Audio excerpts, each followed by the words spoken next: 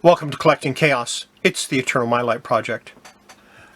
There's a few changes. Again, I don't think the idea of grading comics was as popular as I was hoping it would be. I was only getting one or two people at most for each one that would submit grades. So I'm going to stop doing that. You are by all means more than welcome to continue sending me what your ideas of grading are, but I won't be sharing it with everybody else, and I won't be going over the comics like that.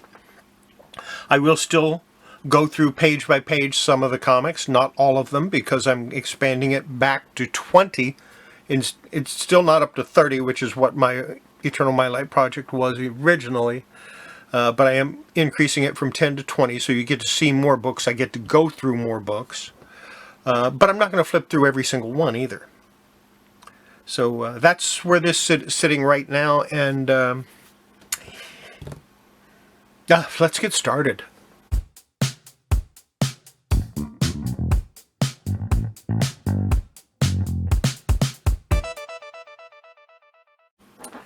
And we're going to start out with a comic that was a favorite of mine in the 90s, and most of these are 90s goodness, with one or two exceptions. I will zoom in just a little bit. Actually, I'm focusing just a little bit. Let me zoom in a little bit. There we go. This is All New Exiles number 9. Like this cover a lot. And we're going to go through this page by page. Most of these comics are in very fine to near mint condition.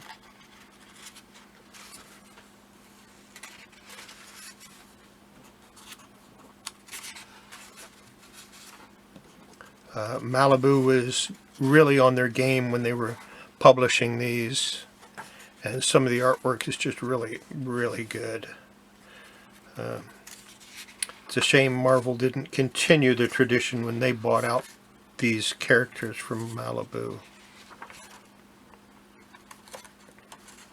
But like I've said before, I get the feeling sometimes that Marvel bought them only to kill off the line to prevent competition of for their own books.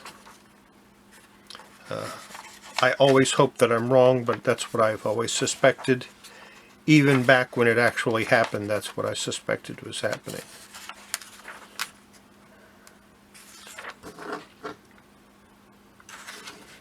And I have another copy of that. I don't see any need to go through the second copy. Next, All New Exiles number 10. And I really enjoy the artwork on these, so we're going to go through this one as well. Oops. Should we start with the splash page? Yes, we should.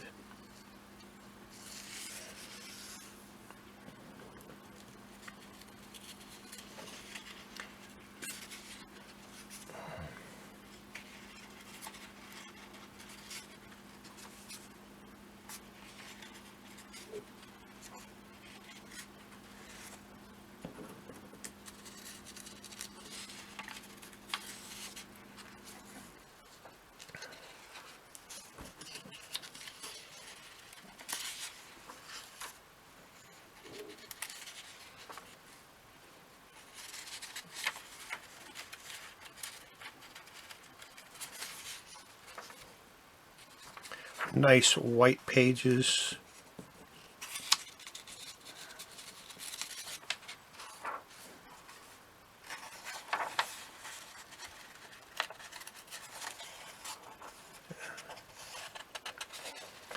A good example of a near mint book, in my opinion. You've got a few corner a little corner ding there of a few little spine creases. One or two of them break color, but they could be pressed out if you know what you're doing. Overall, it's a really nice comic. Now we're going to go to some independents. This is from Image. This is Adventures of Aaron number 3. I read the first 3 of these and I really enjoyed them. Now this is not a color comic. This is black and white. Again, white pages. This was published in 1997. And I got a real good real big kick out of this. I enjoyed this comic immensely. Little thicker paper stock. Yeah.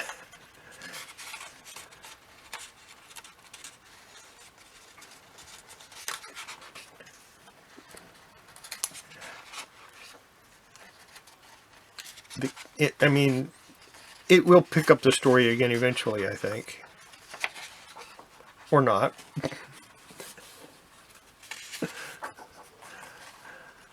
Yeah, they stopped for Slurpees and didn't bother finishing the issue.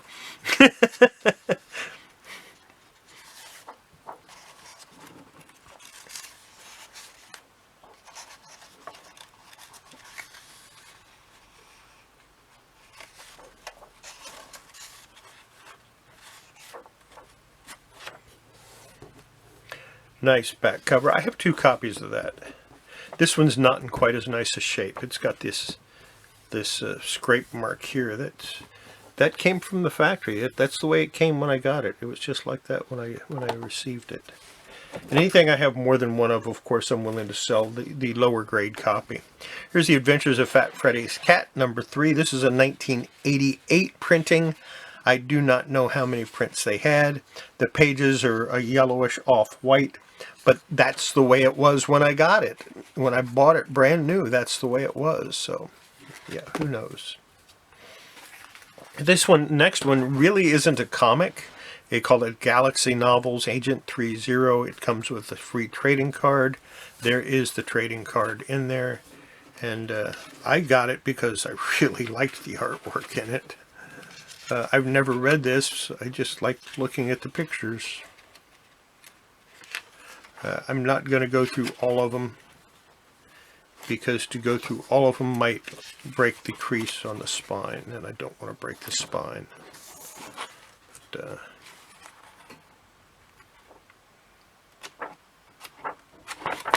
yeah, not really a comic book. Next I have from Sirius, Akiko number 14. I really enjoyed the Akiko comics. Again, it's a black and white independent.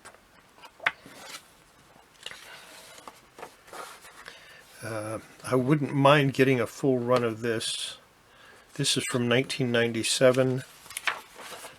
I enjoyed it so much, but a lot of my copies were destroyed. So there's number 14. Here's number 15. And we'll go through this one.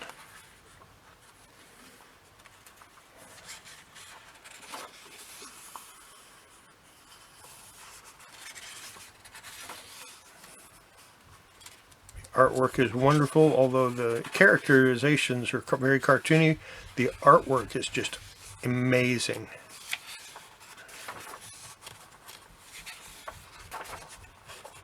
Look at the detail on this.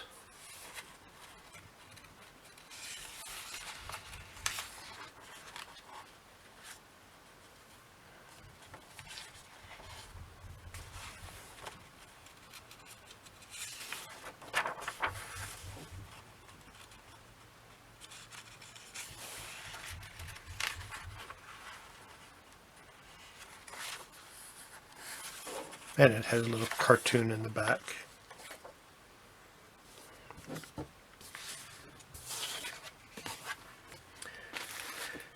And I have number 16 and number 7, or is that 16? And then I go to number 21. Like I said, this is something I may decide to collect in the future. So let's go over to Tangent Comics, which is a DC imprint they did for 1 month. And this is the Atom. This was done in 1997, late 1997.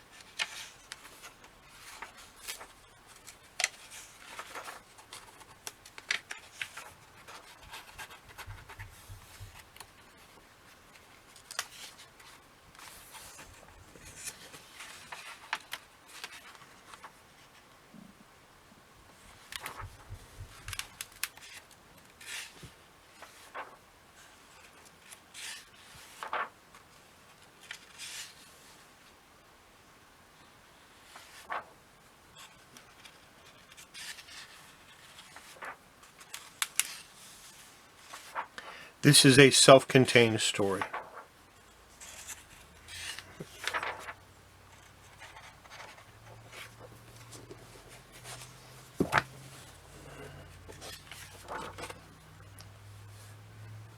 Dan Jurgens Story and Art.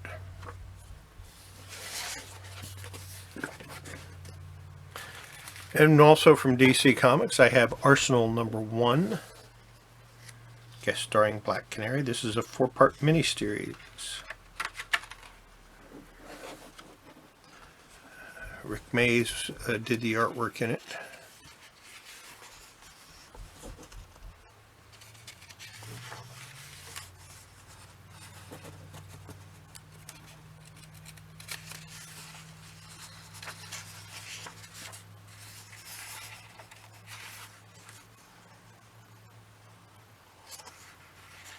He has his own style, big feet, big hands, small bodies, but I did like it.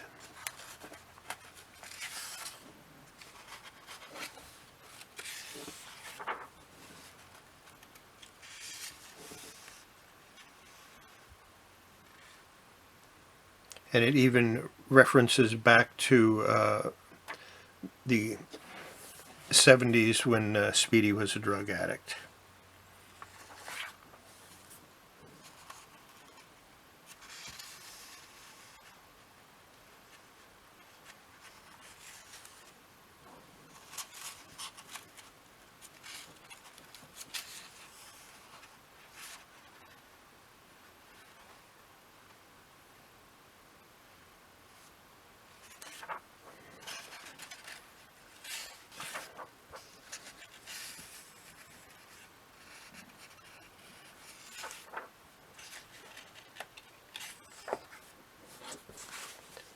And then I have part 2 of that series.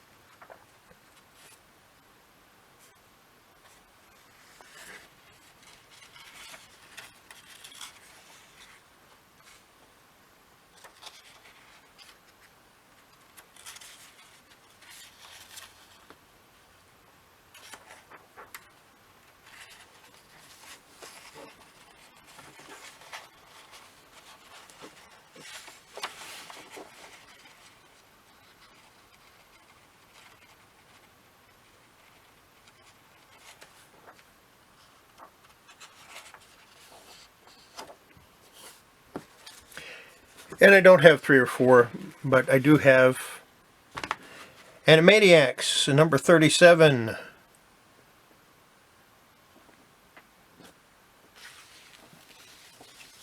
And a number 29. And it's typical Animaniacs artwork, pretty much straight out of the cartoon.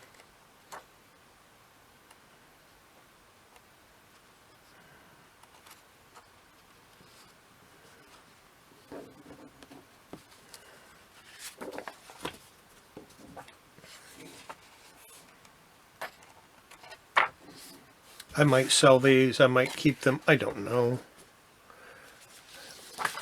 We have Armageddon, the Alien Agenda, Monarch meets Captain Atom.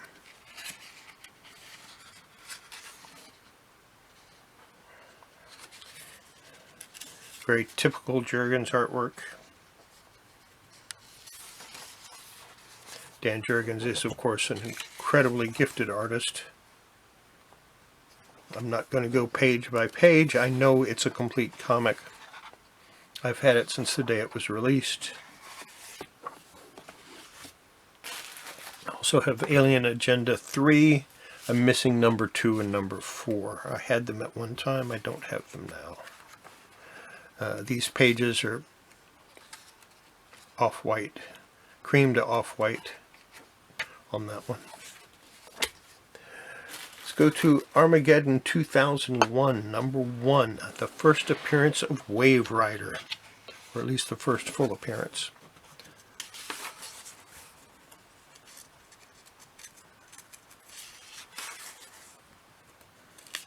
And it features a lot of the DC heroes in here, of course.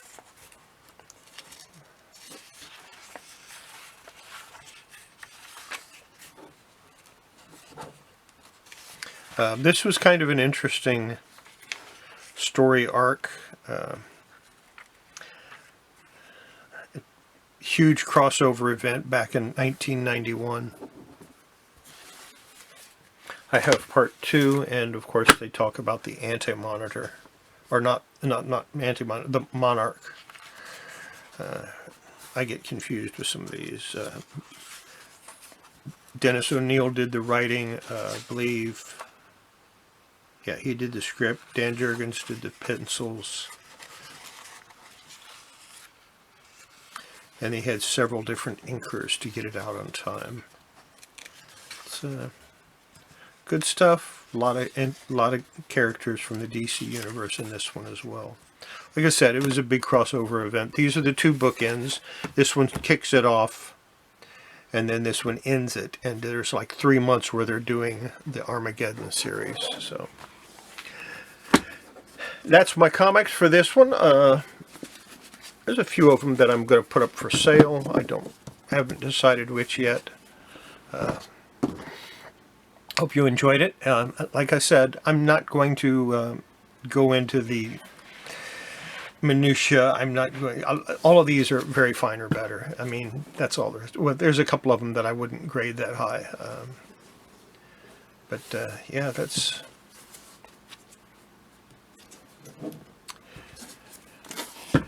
That's my Eternal Mylite Project for this week. Hope you enjoyed it. I do drop videos almost every day now. I don't know why.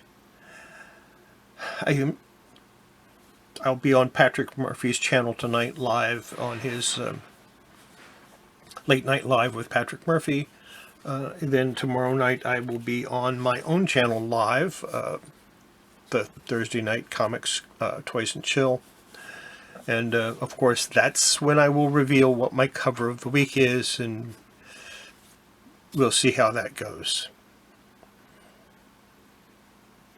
I know which one I'm going to pick, but you don't. You think you do, but you don't. Well, you might. You never know.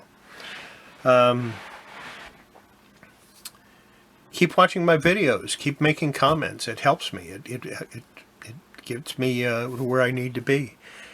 And consider joining my Patreon. There's links for it. Or I've got that little coffee thing. You can always buy me a coffee. I never have enough coffee for some reason. All of that information's down below, as well as some other channels that you should check. That I think you should check out. They're fun. They're nice, good to watch. You can learn things. And don't forget, before you handle your comics, your cards, toys, games, whatever you're into, make sure you wash your hands. Good for your comics. Good for your health.